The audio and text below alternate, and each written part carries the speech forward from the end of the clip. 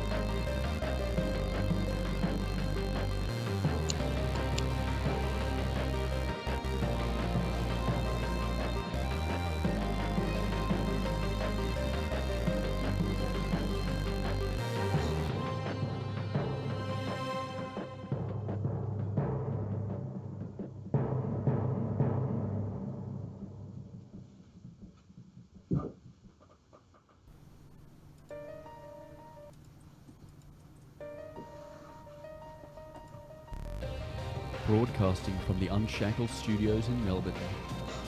This is WilmsFront, brought to you by theunshackled.net. Now here's Tim Wilms. Hello everyone and welcome to tonight's show. The date is Friday, 31st of January 2020. It is 7 p.m. here in Melbourne. We are live on the Tim Wilms YouTube and DLive channel. Please join in the live chats. You can support WilmsFront on DLive by sending through lemons for the coronas we're having tonight. And if you're on the YouTube chat, you can use the entropy link, which I've just put in the live chat, and I forgot to put it in the description tonight, but that's how you can interact with tonight's show. Send through a super chat or ask me or tonight's guest a question. Now, obviously, the biggest story and greatest public concern in the world right now is the outbreak of the new strain of coronavirus, which is actually called the novel coronavirus 2019-CoV. It was discovered in Wuhan, the capital of the central Chinese province of Hubei, at a seafood and animal market in the city in December last year, after locals there developed pneumonia, for which no current vaccines worked. As of right now, 213 Chinese people have died, according to official communist government statistics, and 187 people have recovered, and global cases are approaching 10,000. The World Health Organization has upgraded coronavirus to public health emergency of international concern, which is not a pandemic, but should be alarmed about a possible pandemic, as the media is warning us. Is the outbreak due to the disgusting animals and unsanitary cooking methods that we've seen shared on social media, or is it a bioweapon released intentionally or by accident? Well, to sift through what is the real cause of the coronavirus and what the consequences are going to be, I'm joined tonight by China expert Dave Lee, who's also on his own YouTube channel has been keeping us up to date and actually getting information from the ground. Dave, thanks for joining me. Yeah, thanks for having me on, Tim. And you've got the corona tonight, as we're on DLive, so people can actually send through lemons for the, as I said, corona. I came prepared, yes. Came prepared. I haven't opened it yet. Still drinking water. Now, we are 15 minutes late, and that's because, yes, Dave was late. It's a condition with the Daves I work with that they're always late. Yeah, it's a little bit later would be nice, but it's okay. Sorry about that, Tim. So you want to get to, I guess, would you like to start from the very beginning, how this all started? Yeah, so obviously the first thing that people saw or jumped to as the cause has been known as the batsoup, those disgusting, I'm not going to show an image of the bat soup, or a Chinese person eating a bat, because it's just that disgusting. And it's not just bats that we now learn that the Chinese have eaten. There's frogs. There's also scorpions. There's all types of, you'd know it better than me, and some of it's raw as well. Yes. People have mentioned a multitude of ways this virus developed. And there's all sorts of news coming from all different angles. I think people were saying that it was a bat at one stage. Now people are saying that it's not. People are saying that it could be some sort of livestock or some sort of random diseased animal that they were eating that wasn't properly cooked. We don't really know, but I guess the most important thing is that this started out in December, and I have a contact in Wuhan right now, trapped in Wuhan, and my contact was telling me and keeping me up to date with what was happening. The thing is, it started in December, and only once people started to die did the general public in Wuhan start to ask questions. Why are these people dying? What's happening? So it started in December, and the Chinese Communist Party covered it up. And the reason why they covered it up is because between the 12th and the 17th of January, there was a People's Party Congress in Wuhan, and the people in charge in Wuhan covered it up because they were afraid of losing face. So while some of the most powerful members of the Chinese Communist Party were pretty much enjoying their meeting, this virus was spreading, and it had 6 weeks to spread. And the moment that the West became aware of it, my contact in Wuhan was telling me that there's an entire blackout of all information related to it. So what was happening was, during that period where we first were told that there's a virus in the West, in Australia we were told there's a virus, in Wuhan all social media posts were being deleted in real time. So it broke here, and my contact was telling me that everybody within Wuhan were not taking it seriously. They were just saying it's okay, she'll be right, pretty much. And posts were being deleted from social media, and the Chinese Communist Party around the 18th, 19th, 20th, 21st of January, they spent most of their time arresting people who were posting alarming footage of people dying. That's their first action.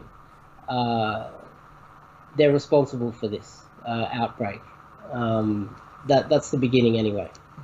The reason why I said in my introduction that it's a particular strain of the coronavirus, because it's not a newly discovered or new mutation, the coronavirus. There's different strains of it, so it has been around for a number of years, and it's also infected animals. But of course, once a virus, and I'll just go through. I downloaded the symptoms of it here.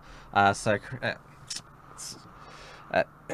severe symptoms: high fever, pneumonia, kidney failure, transmission, coughs or sneezes from infected persons or touching contaminated objects, and common symptoms: fever, a dry cough develops after 2 to 7 days, mild breathing difficulties, gastrointestinal issues, diarrhea, general body aches. And we've all had the flu, most of us, at some stage of our life, and obviously it's a type of influenza which can, and also pneumonia is a deadly form of influenza. So you can you're not going to be as lenient. A lot of people can be forgiven for just thinking that this is just an outbreak of the flu. But obviously, when did they know that current vaccines or treatment didn't work? They covered it up until after the 17th. So if you were to go back through what the news was reporting, hardly any information was coming out. In fact, my first video that I uploaded, I had a journalist contact me and ask how did I know all this information, because I was called a conspiracy theorist when I uploaded it, of course. Because I've got someone in Wuhan right now, feeding me real life information in real time. The symptoms, yes, there's an incubation period of say 2 to 8 days. That's what they say, but people were dropping dead in the street without any symptoms. People were dropping dead in the street without any symptoms, and there's footage of people on the footpath dying, and because they were dying, no one would go near them. Naturally, because they were worried. So they about had catching... no. I just put the symptoms up. Are you saying that they had no symptoms that I just described? They just dropped dead? Well, I'm only telling you what my contact inside was telling me, and that is that some people didn't have any symptoms, and then they dropped dead. Most people who have died were elderly, but the most common symptoms are, of course, a cough and a fever, and that's why when the outbreak became known, people were leaving Wuhan, and all they were doing was taking their temperature, which is pretty ridiculous considering that you don't show any symptoms for 2 to 8 days, which means that these people were carrying it outside of the city. There was a law that came into effect. You would go to jail for 7 years if you try to escape Wuhan. The problem with this law was that if you were a citizen of Shanghai, Beijing, or Guangzhou, you were allowed to leave, and all they did was take your temperature. So these people were escaping Wuhan, going to major cities, and before our government started to take this seriously, they were getting on flights from Shanghai, Beijing, Guangzhou to Brisbane, Sydney, Melbourne, and infecting us. I think they're taking a lot more seriously now, but we're 11 days in. Now, I mentioned in my introduction there's been 213 deaths, and you mentioned a lot of those have been elderly whose obviously bodies and immune systems are more frail, but there's been 187 recoveries. And as I said in my introduction, obviously the media, mainstream media, what makes people click and sells newspapers, to use the old term, is fear, making people afraid, so they're glued to the news for information. And obviously, just this month, we've seen all the media was saying World War III could break out with the US and Iran tensions, and there was the Australian bushfires, where the international media and a lot of the mainstream media tried to make out that the whole of Australia was on fire, but that seems to be a distant memory now that there's the coronavirus. So should we fear a pandemic? Because I'm in a southeast Melbourne, and I said this last night, close to Monash University, which obviously has a lot of Chinese nationals studying. I've been out and about town. I've seen them wearing the antibacterial masks. I certainly don't fear being around them. Like, I was just at one of the local McDonald's on a couple of nights ago and saw one with a antibacterial mask on. I didn't freak out and think I was going to catch coronavirus. So should we? Is the mainstream media trying to scare us, or should we legitimately be concerned? I wouldn't want to be anywhere near a Chinese person who just arrived from China. I wouldn't just want to wear this mask. I I just wouldn't want to be anywhere near them. For and that and that's a small precaution to take. It's easy to do. Just stay away from them. I'd like to break something. This is breaking news out of Wuhan. I posted it on my Facebook page like literally 5 minutes ago. I sent you a photo. I'm not sure if you're willing to put this Yeah, photo which one is it? the dog. Oh, yes, I've got that one here. So Yeah. what people in this is breaking news. This is out of Wuhan right now. I'm pretty sure that the Australian, no Western media is aware of this yet. People in China have now, because they've been locked in their apartments for almost 2 weeks now, most of them in lockdown, and panic and cabin fever has set in. They're starting to wonder where it's coming from, and they don't exactly know where. So a lot of Chinese people are starting to go on a witch hunt, and they're blaming their pets. This is uh, an amazing break. Amazing to hear this, but there's apartment blocks that people are throwing their cats and dogs off the veranda. Their beloved pets, just throwing them off the veranda, and they're worried that they might be carrying the disease. And they haven't thought, hang on, this pet's been with me for the last 2 weeks, and I'm not sick. It's just the panic set in China. They've blocked the streets off. There's no buses. There's no trains. It's illegal to drive your own car in Wuhan. So if you try to imagine how tough it is for them, you can't work. So there's a lot going on in Wuhan right now. Where imagine if you can't work. Imagine if you don't have enough money to just lock yourself down and buy a lot of supplies. My contact has done one trip to the shops, and that was wrapped, wrapped with mask on top of mask, with plastic over the head, everything, and then come back and disinfect every package that from the shopping center. And now my contact is ordering online packets of food that are deemed to be safe, and then spraying it, disinfecting it.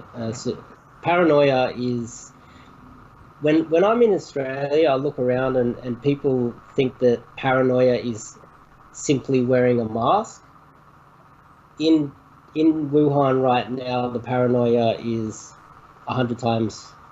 It's next level. Let's just put it that way. They're going insane. Some of them. You sent me this image of one of the local Coles in a heavy Chinese populated area in Australia, and this is Coles Ultra antibacterial wipes. Nothing on the shelf. As this is the cleaning section. There's a whole. I can see some other. The dishwashing carpet cleaners, the Ajax. I can see there's still plenty of those, but in terms of just pure antibacterial stuff, yeah, that's communist supermarket shelves. Yeah, I sent you a few other photos of the disinfectant wipes, the any sort of. Now this is Terry White Pharmacy, sold out of face masks, and it's got it in Chinese there as well, Mandarin. This is all in Sydney. This is not in China. This is all in Sydney. All these photos. There's a few more photos there of lines out the front of chemists where they're all trying. Yeah, there you go. This is what is this? This is looks like Chemist Warehouse. Hand sanitizer. They're all sold out. They're the two products that sell out the fastest is the masks and the hand sanitizer, and then disinfectant, then ethyl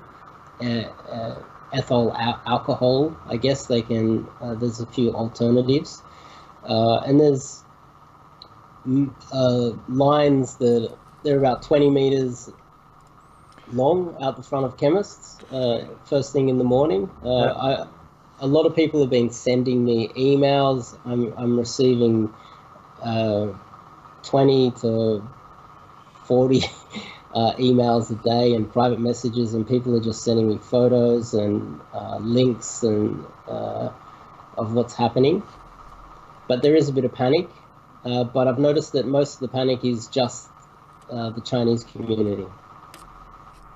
Most Australians aren't wearing masks or taking it too seriously. No, well, as I said, I've been around Monash, Clayton, because I work near here, and even before coronavirus, it was not uncommon to see people of Chinese ethnicity or Chinese nationals wearing face masks. And let's not remember there was SARS back in 2002, and then later on in the early 2010s there was bird flu and swine flu. So there's been these near epidemics before, and around the greater Chinese area.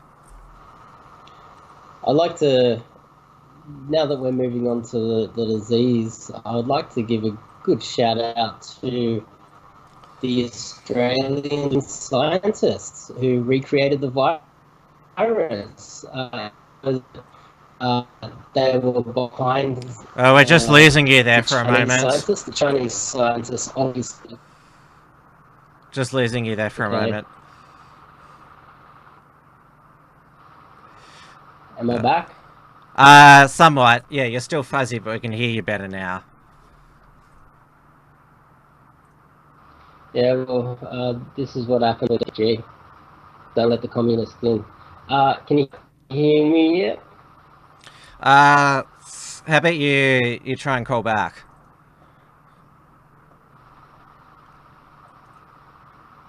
Can you hear me now? No. Yeah, I can hear you now, yeah. I just said maybe call back. Maybe better? I said maybe call back. Call back now? Yeah.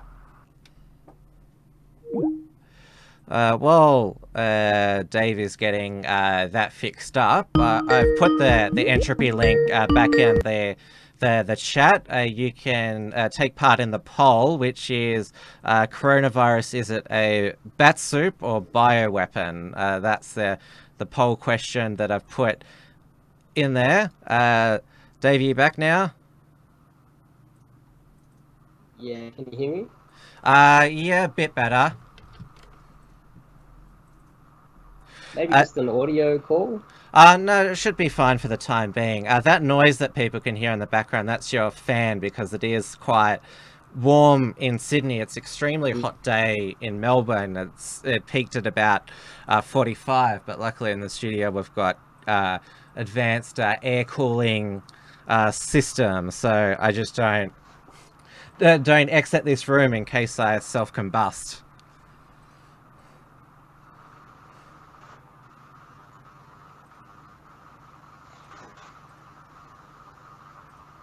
Can you hear me? Where were we? Yeah, Yep, so are you about to thank the Australian scientists? What for?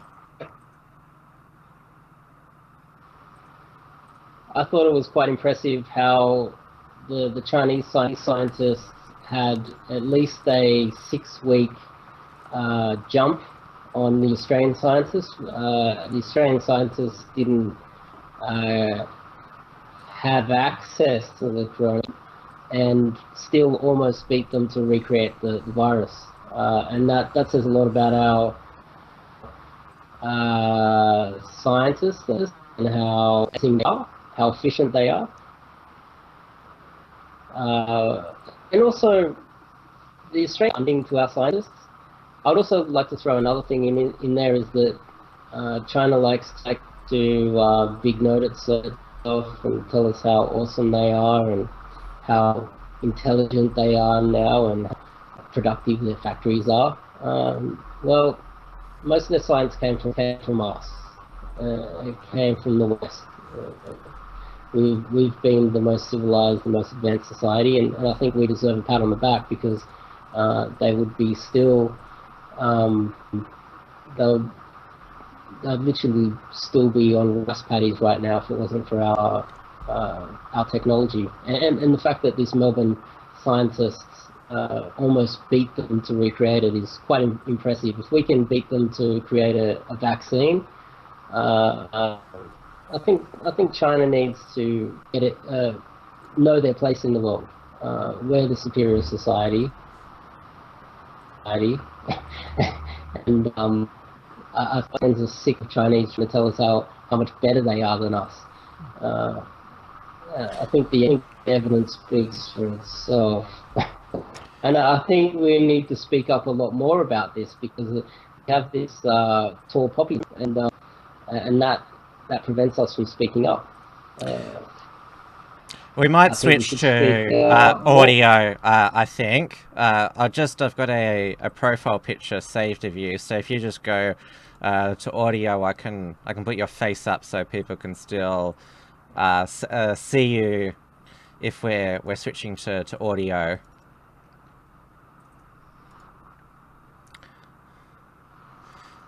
How's that? Can you hear me better now? Oh yeah, that's much better. What about you in the chat there? Is that better?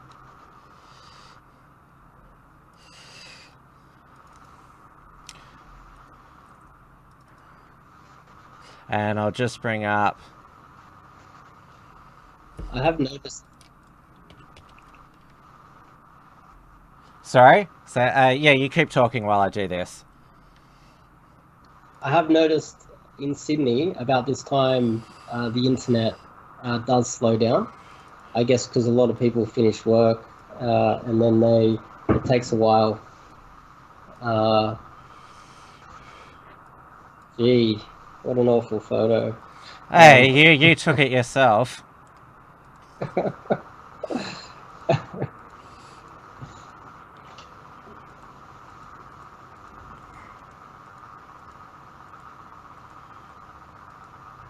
There we go, there.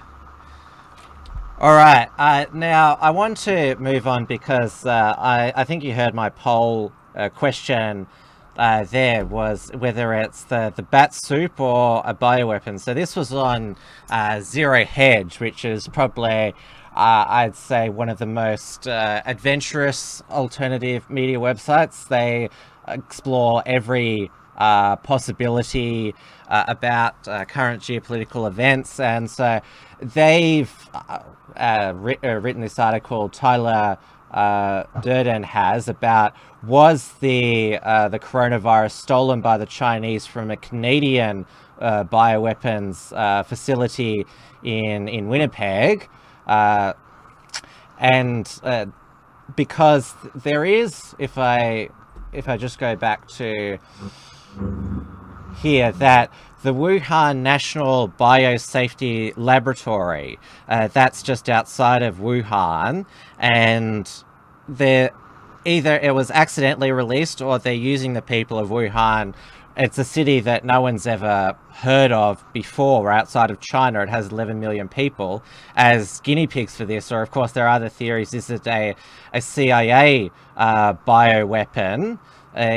Because obviously China's global ambitions, that the United States has wanted to hinder them. And then there's also the Bill Gates, that it's part of his globalist plot to cut down the world's population, which I think that's the most absurd one, but the others, in my view, are plausible. Interesting. I really don't know. I can't tell you either way. I would be extremely impressed if the CIA was capable of deploying some form of bioweapon into the center of China. I think if you were to choose a spot, that would be a great spot to do it too. Wuhan is it's only about 10 years old. There was 11 million people, and all the satellite cities in Wuhan, as it expands out, there's about 40-50 million people there. Actually, there's quite a few people there. It's, of course, one of the most heavily populated countries on earth. I I cannot confirm any of those theories at all. I have But no idea. out of the two, the unhygienic bat soup and other animals they eat, and China.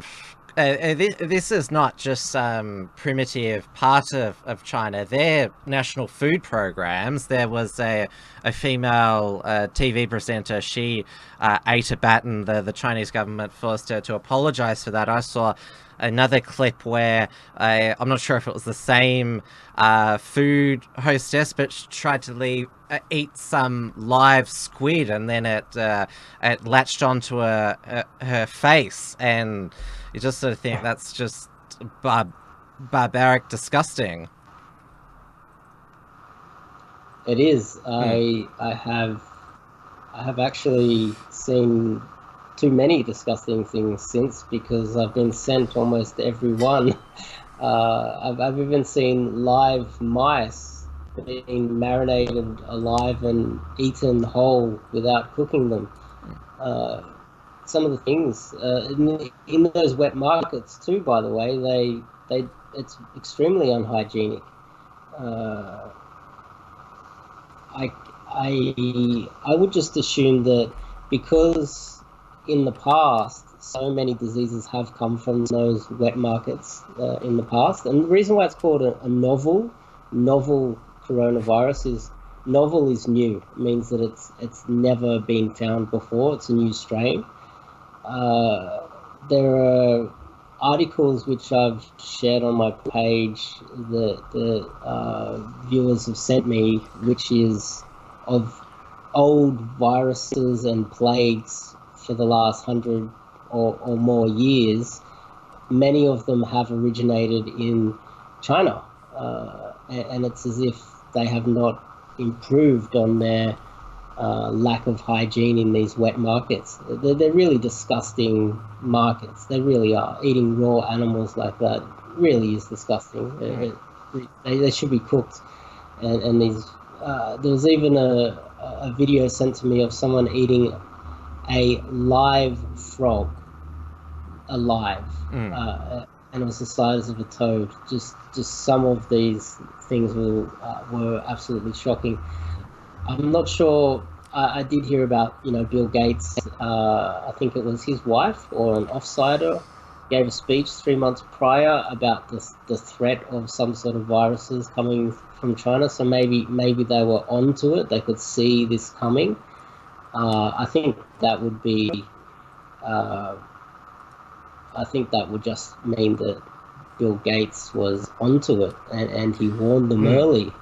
I'm not sure if that means he was behind it. Yeah, I would. That's the position that I take as well. I mean, these conspiracy theories about Bill and Melinda Gates's charities have been around for a number of years. That their vaccines of African children are designed to kill them.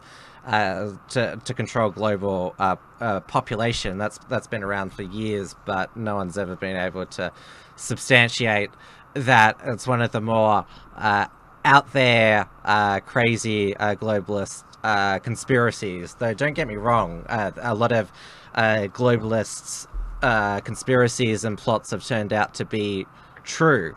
But yes, I'm happy to engage in and I do come up with some conspiracies myself, but most of them do end up becoming true. I'm not seeing enough. There's not enough pattern there for me to take one side or the other. There is a lot of data coming out about this virus which doesn't really make sense. For instance, they compared the death rate, the infection rate to the death rate now, and they're saying that it's 4%, and they're comparing it to 2003 in Beijing. They had SARS, which was 10%.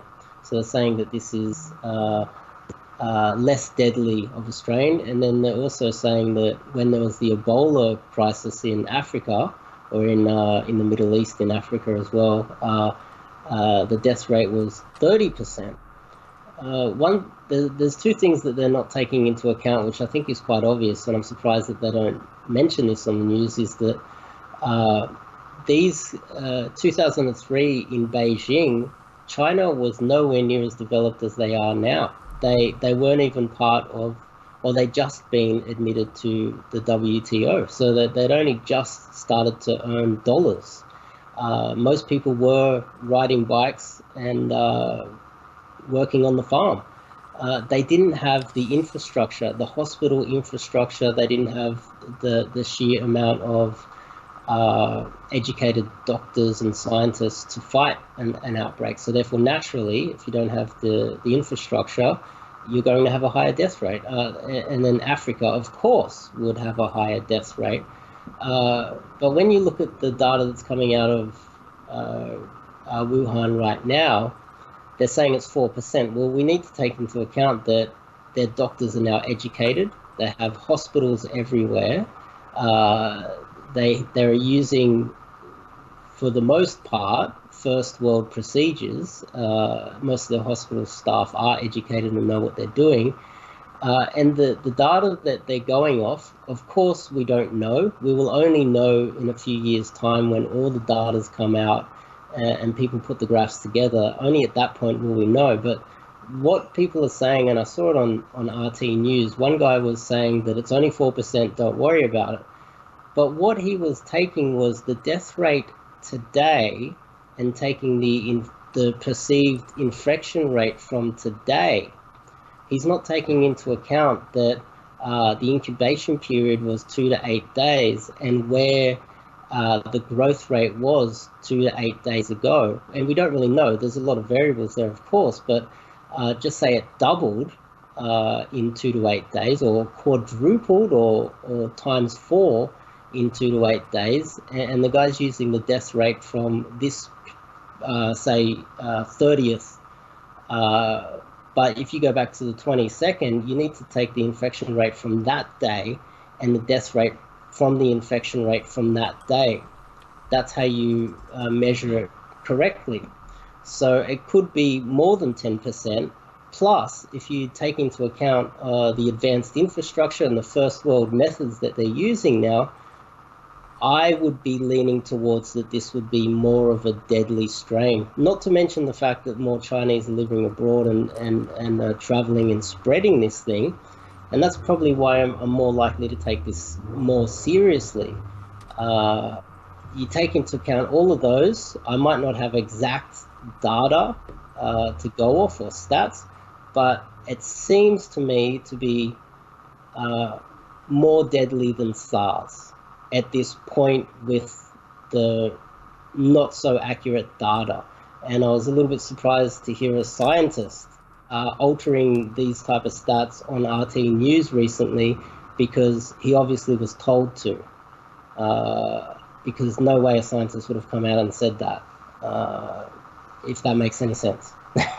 Well, this is the flip side of globalization, living in a globalized world, and especially, and this is what you and I have been talking about for the past year, when China's foreign influence and interference in Australia was revealed. But we're so interconnected with China, and there's flights going in and out of Australia, going to China, going to Australia. Of course, I mentioned the foreign students at universities, and the media, as I said, they do well when they're selling fear, and your analysis of that, or perspective, is that it's justified. But now they're turning around and saying, because we live in the racial sensitivity age, that this is not an excuse to be xenophobic or racist, or racially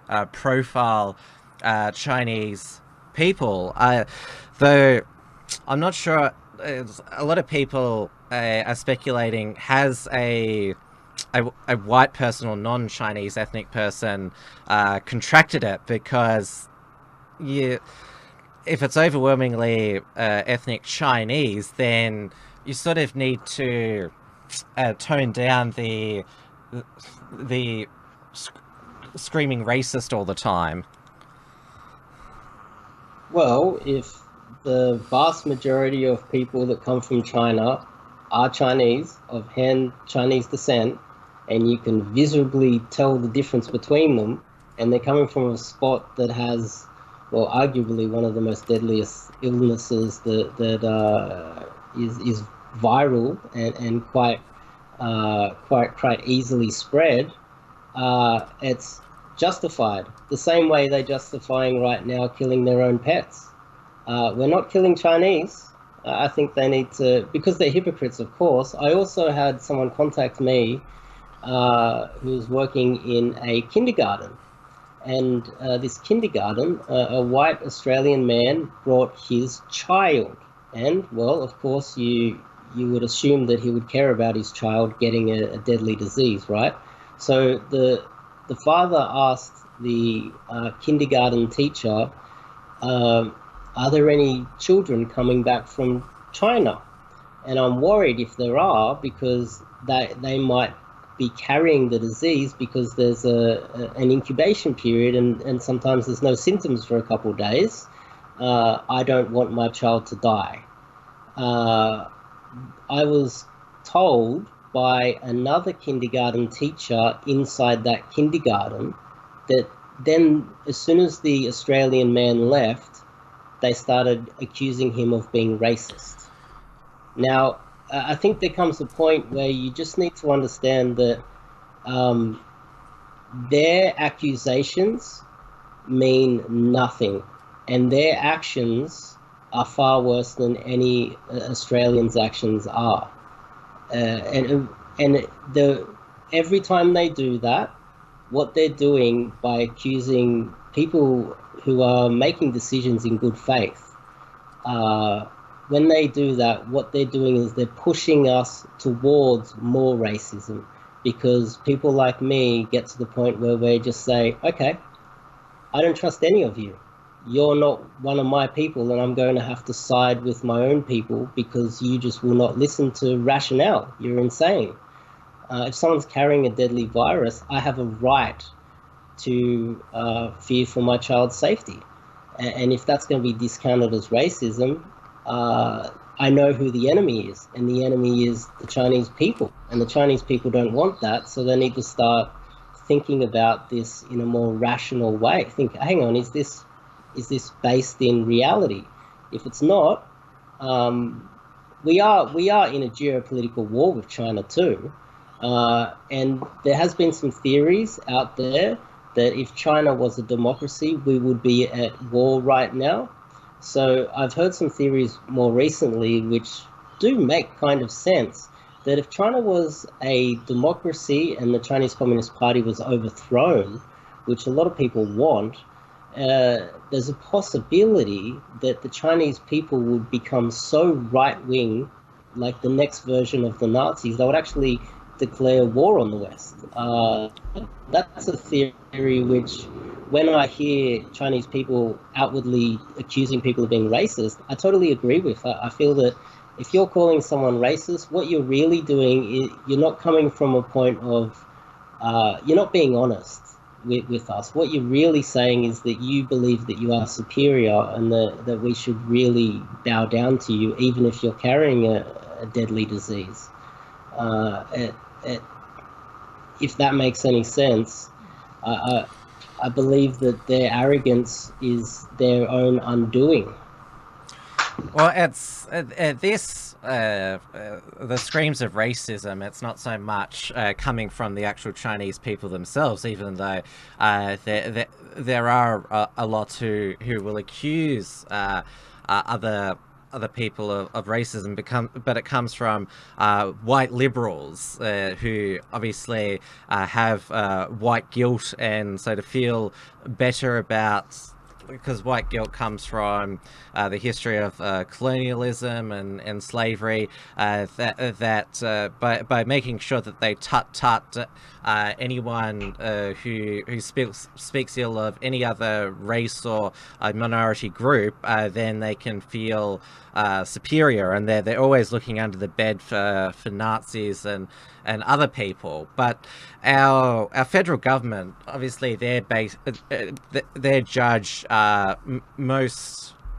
harshly or most scrutinized when it comes to crisis management. And obviously Scott Morrison, during the bushfires, his response and media strategy came under intense criticism. So the federal government, obviously, their focus has been on quarantining people who they suspect of flying in and having the coronavirus. There's a few schools that have asked Chinese students who've just come from China to stay home, and they're trying to get the Australians over in Wuhan, flying them to Christmas Island, because what better place to have people in quarantine than in an island. They're being charged $1,000 each to come back, because obviously if you could afford to go over to Wuhan, China, you bought a return ticket, and you can afford, and obviously it's not the Australian government's complete responsibility to bail you out, otherwise it sets a precedent there. Before I let you answer on this accusations of xenophobia, we cannot let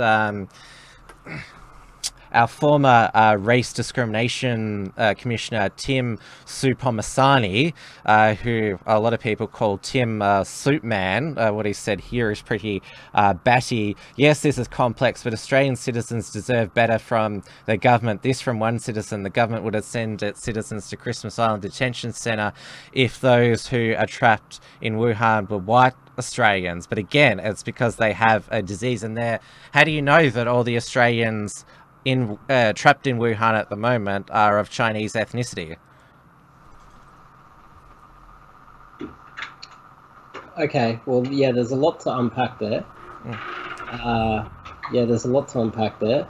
I guess I've had this discussion recently about the elites in Australia and how they try to silence other Australians who voice their concerns. And I label people like, well, not just, we've already had a discussion about Scott Morrison, and I want to make it clear that I'm a swing voter. I'll vote Labor or Liberal. It just depends whoever has our best interests at heart. I have my own opinions about Scott Morrison. I don't think he's a Aussie battler. I don't think he represents the Australian people.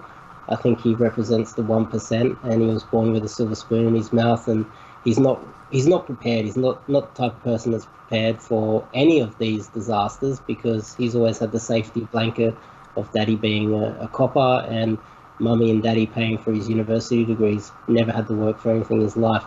But when it comes to them accusing other Australians of being racist, I label them covert white supremacists, and I would easily label someone like some of those politicians as that, because what they are now, they're a minority. They're losing power because immigration seems to be increasing every day, and there's a lot of pressure to replace all of the white elites in this country.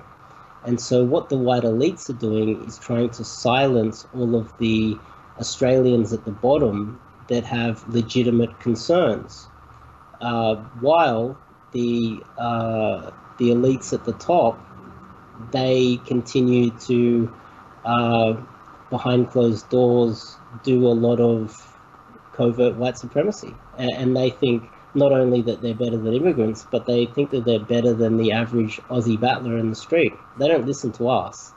I recently read a book, which I'd like to reference. I know you can't see it right now, but this book The Frightened Country. If any of your viewers want to Google it, by Alan Renouf. It was written in 1979, an old book. I went through it because I wanted to understand what Australia was like before I was born. And everything in this book is accurate still today about China. This guy, Alan Renouf, who was a lawyer and a journalist,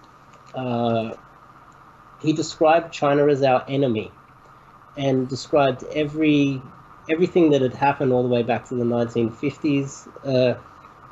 And I believe back then, if this type of disease had have happened in China, when the Australian people actually had power in this country and they were the majority, those borders would have been locked down within a second of finding out that there's a deadly disease in China. They would not let anybody in. They just shut down the borders to protect us.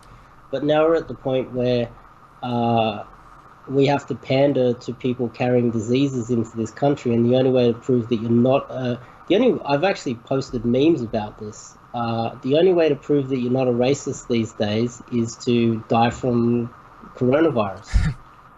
Then you can literally virtue signal to everybody. It's literally the only way that you're safe from scrutiny. Yes, it's getting to that stage now where you basically to show solidarity, you have to even share the diseases. Now, when there is a public health or global health crisis like this, information, especially that comes out of a communist nation, it's conflicting. The media is constantly updating, and I've got new stories and that, and of course that ultimately leads to calls that we should crack down on so-called fake news and misinformation. And you shared me this 7 News, two different articles. Coronavirus case in Melbourne prompts concern for Glen Waverley diners because apparently a lot of people won't go to Chinese restaurants now, and there's been stories that have spread that apparently there's an outbreak at some local Chinese place, which none of that's been confirmed. But then, no, I'm saying that those stories are circulating on social media. They're not true, but some people say that it's because people believe any panic these days, and so 7 News has reported one of these, but then the other article, coronavirus outbreak sparks fake news, myths, and misinformation, and who they obviously don't say it, but 7 News is part of the legacy media. They want to protect their ability to earn millions in ad revenue and their other privileges. And so when they say fake news and misinformation, they want to use this as an excuse to crush alternative voices such as us. And we at the Unshackled haven't reported much on the coronavirus because we just know that there's an information overload that it's challenging enough to sift through the current news that we're reporting, let alone something of this scale. And that's why I've got you on this show tonight to just work out the fact from fiction, explore the theories that have been put forward. Yeah, well, the reason why I sent you that is it's amazing what 2 days can do to a media organization. It's amazing how much changes in 2 days. The problem is the virus was already running rampant. People were dying in the streets, and I had already sifted through all of the reason why I sent you that is because I came across it. I've had my finger on the pulse for the last 11 days now, and I was just shocked that they uploaded this, calling conspiracy theories. And then I thought, okay, well, let's monitor them. Let's see if they wake up to themselves. And literally 48 hours later, we have an outbreak in Melbourne, and a guy in a Chinese restaurant. I personally recommend that no one go into any Chinese restaurant or Chinese business in Australia, full stop, because they're still letting Chinese in. You guys are sending me videos of people arriving at the international airport in Sydney with masks on, Chinese people, and they're coughing their way down the corridor and on the train and on the bus where the air is circulating. So, Oh yeah, you sent me a short video of a Sydney train. Let's just play that.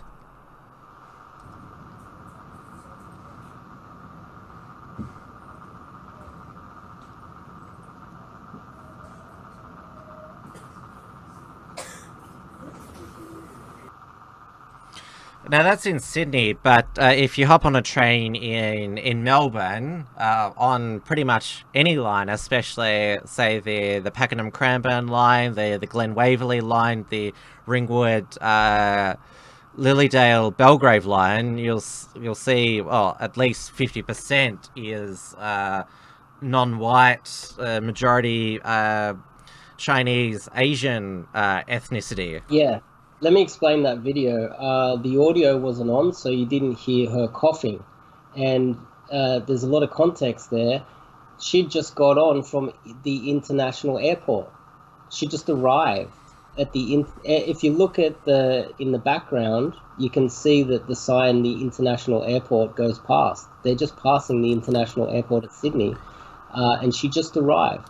And you can't hear it, but if I don't know if you're able to play it again, but she's coughing. Our audience could hear it, but you can't hear Okay, it. that's great. Yeah. Yeah, she's coughing, and I was sent this by someone who's literally didn't realize they were sitting behind someone who just arrived from the international airport, gets on with their luggage and starts coughing, and then we have more cases.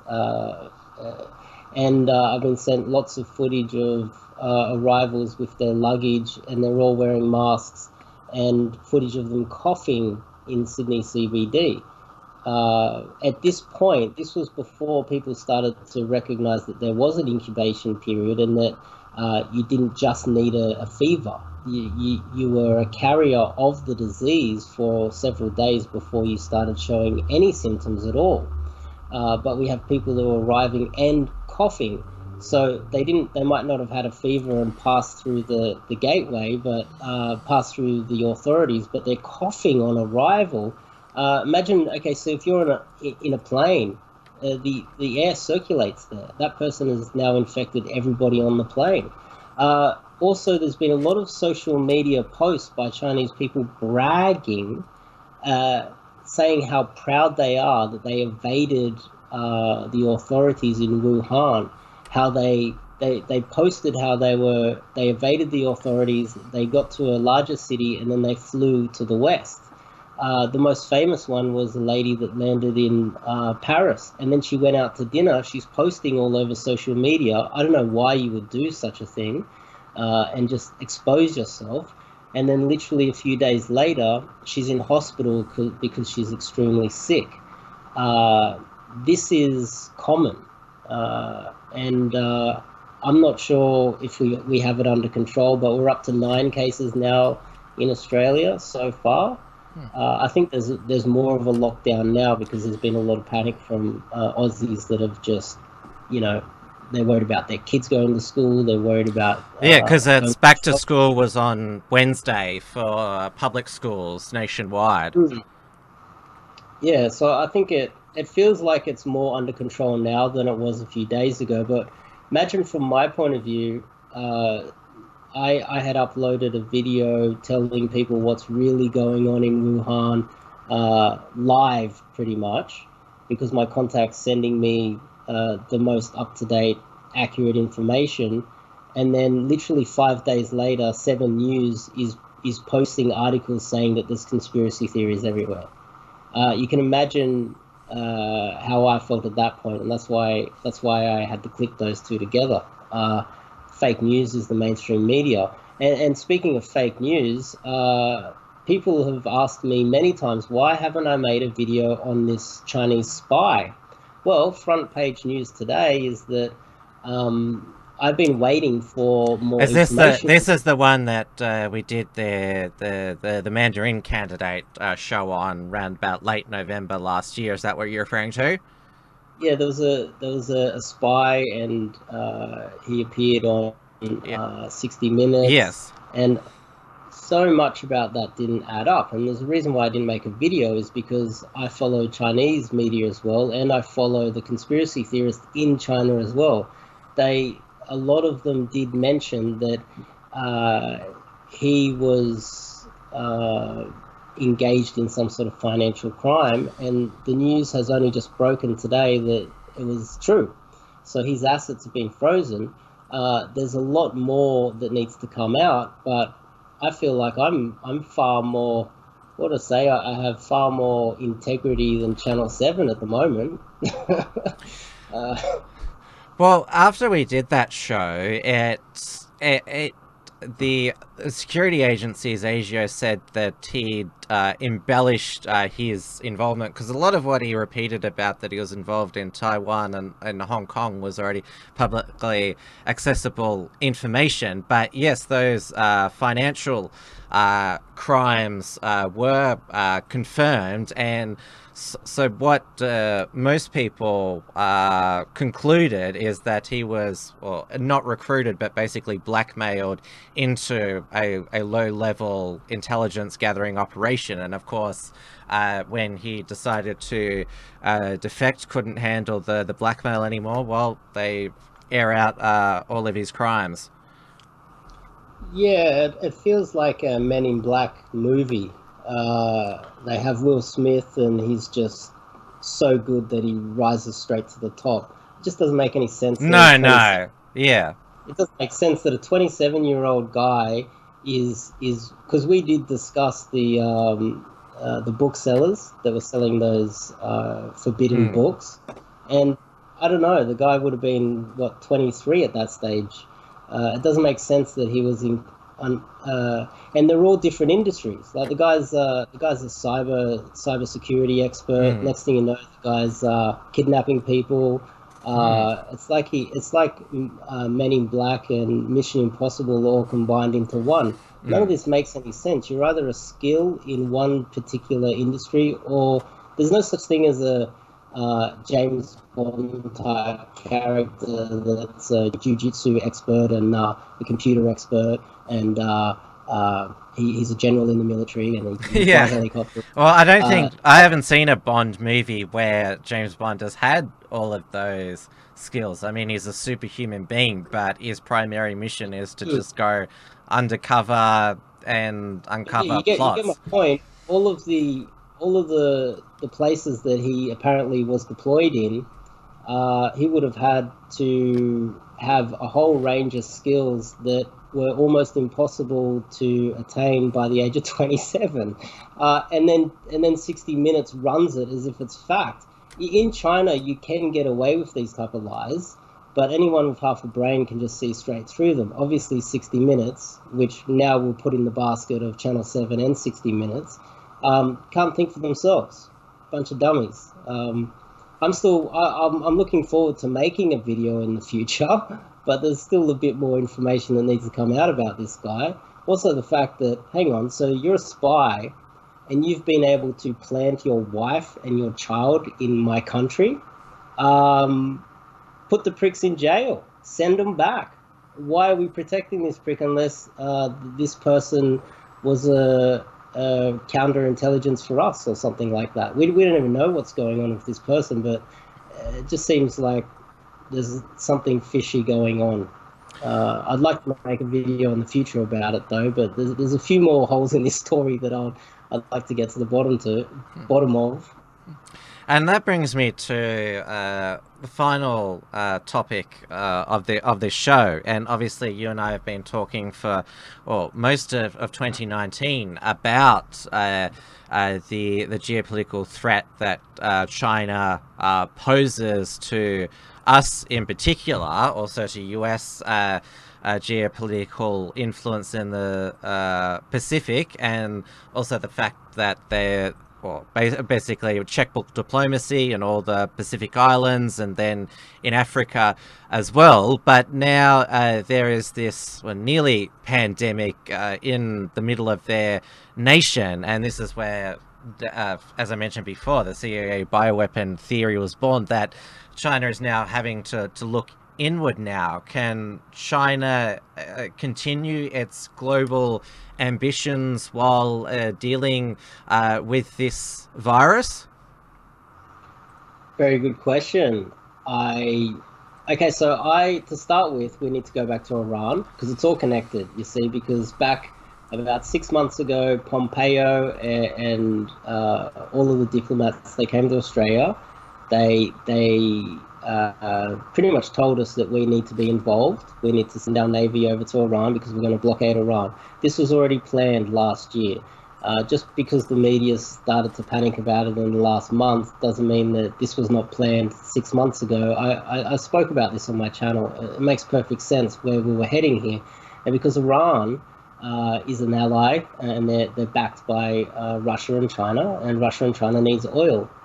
Because of the Monroe Doctrine, America's not allowing Venezuela to sell oil to China. So China really needs Iran. So as you can see, America's trying to destroy China's economy.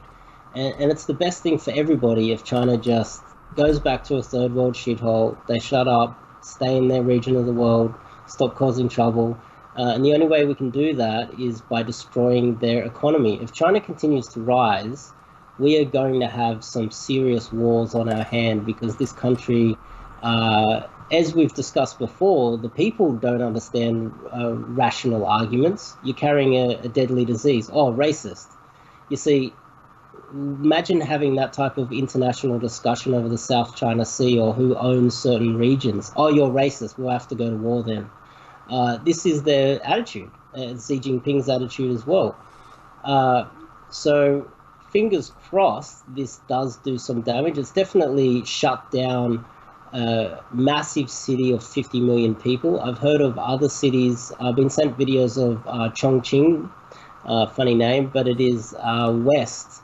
It is, if you look at the map, I should have sent you this photo. I posted on my Facebook page, but between Wuhan and Shanghai, the distance, they're relatively close. There's another city which is a huge city, which is almost double the distance west.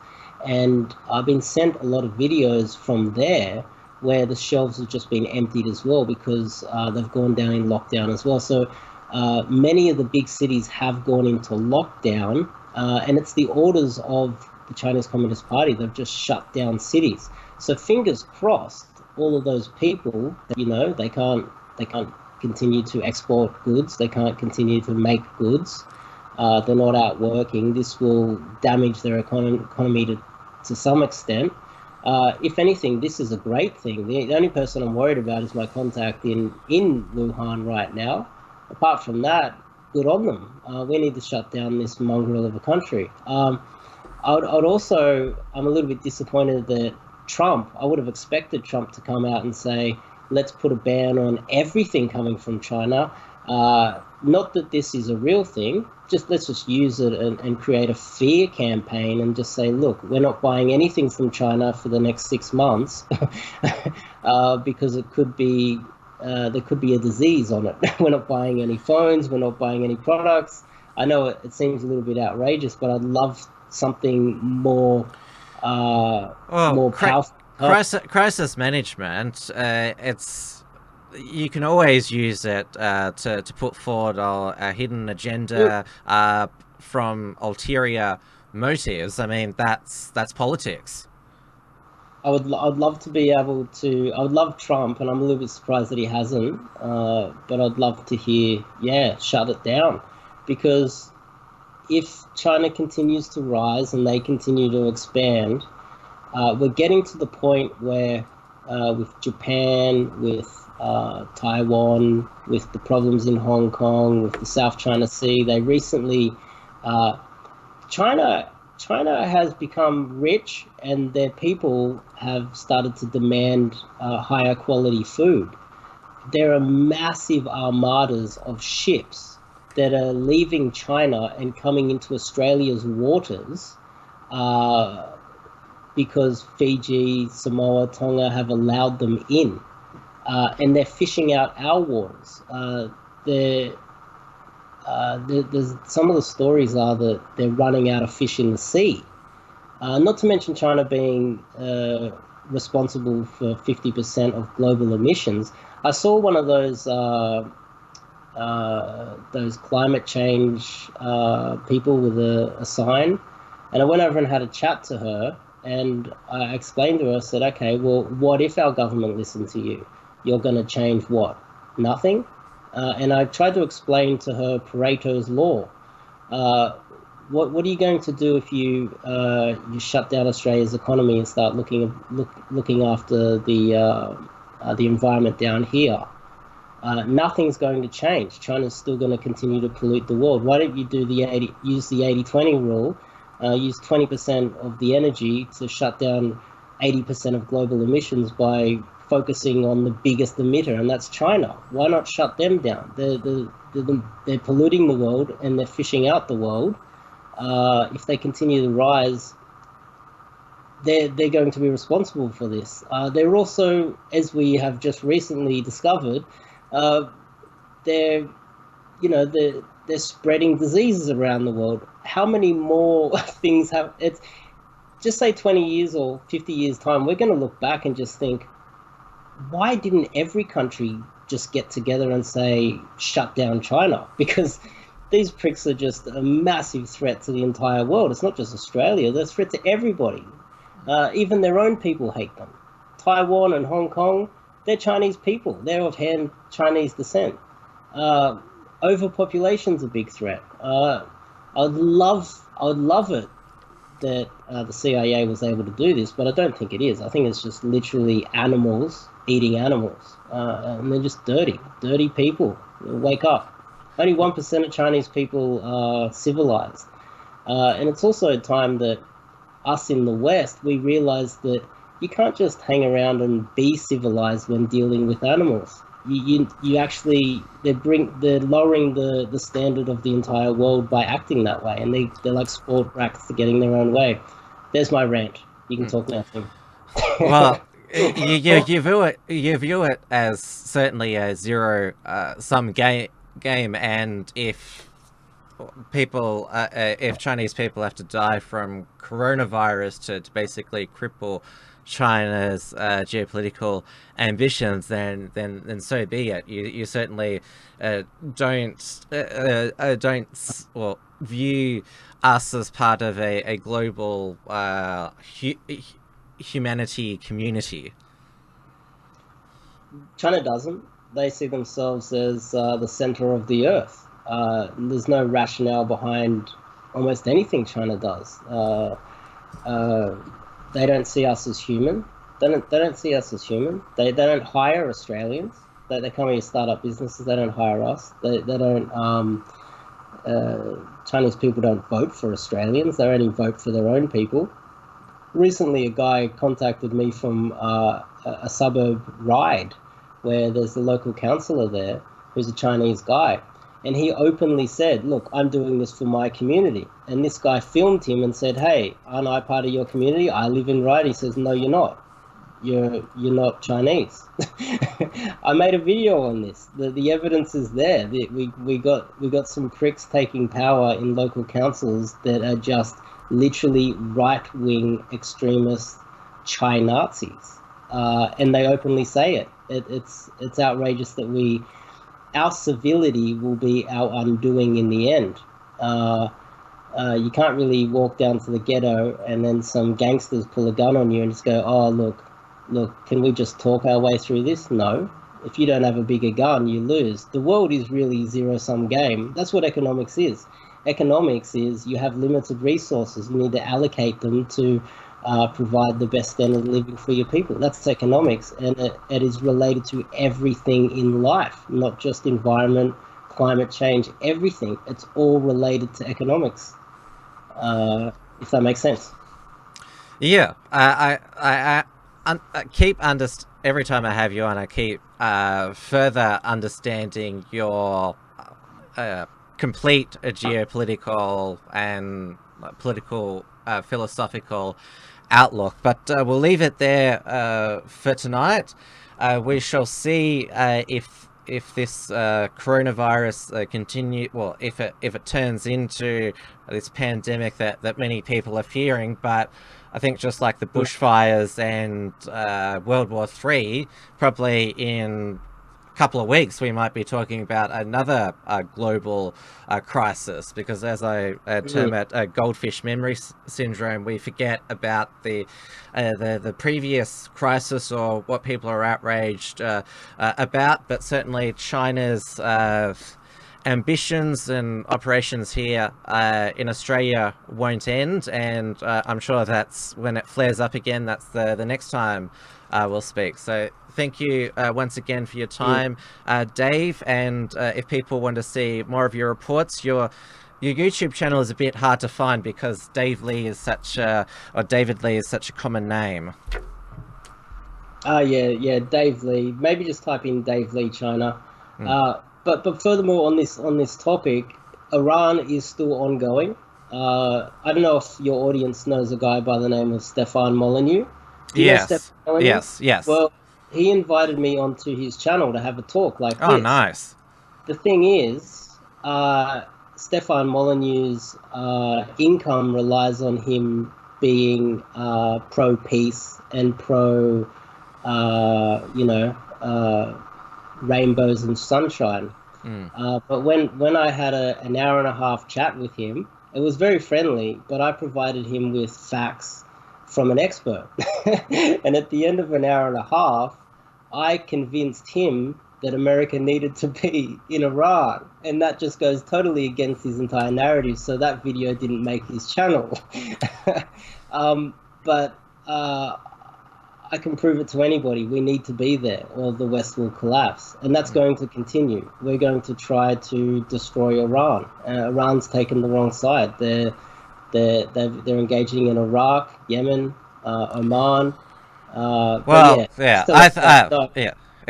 summarize my position, I think you're wrong in that view. But like I said, a conversation for another time. But yeah, thank you once again for your time, and yeah, obviously we'll keep in contact. You've also got a Facebook page and a Facebook group as well.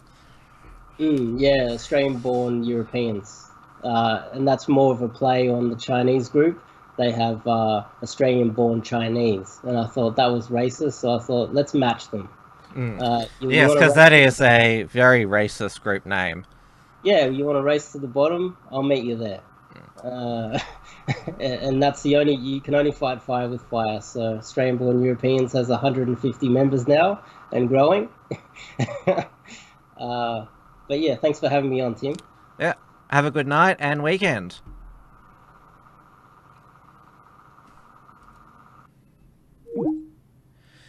And that concludes the show for tonight and for the week. This is the end of the first week of WilmsFront being Mondays, Wednesdays and Fridays. And of course, Trans-Tasman Talk every Tuesday evening. And then of course, Uncockables was last night as well. So I'm on air every weeknight.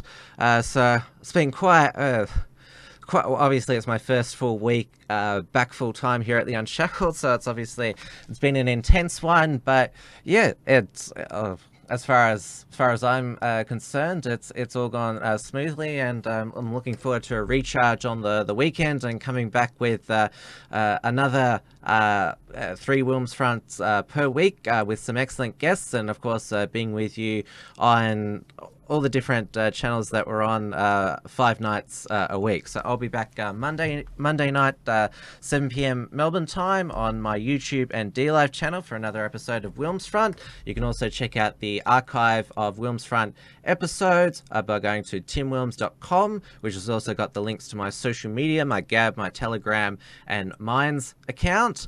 And of course, if you want to read the latest and breaking news, the unshackled.net, as WilmsFront's an Unshackled production, and to support the work of or the production of this show, WilmsFront, and to support the larger Unshackled network, please consider taking out a premium membership. It's the end of the month, so now's the best time. Go to theunshackled.net/membership, or send us a donation, a top-up at theunshackled.net/donate. We're also on subscribestar.com/theunshackled, and we also have an online store at theunshackled.net/store.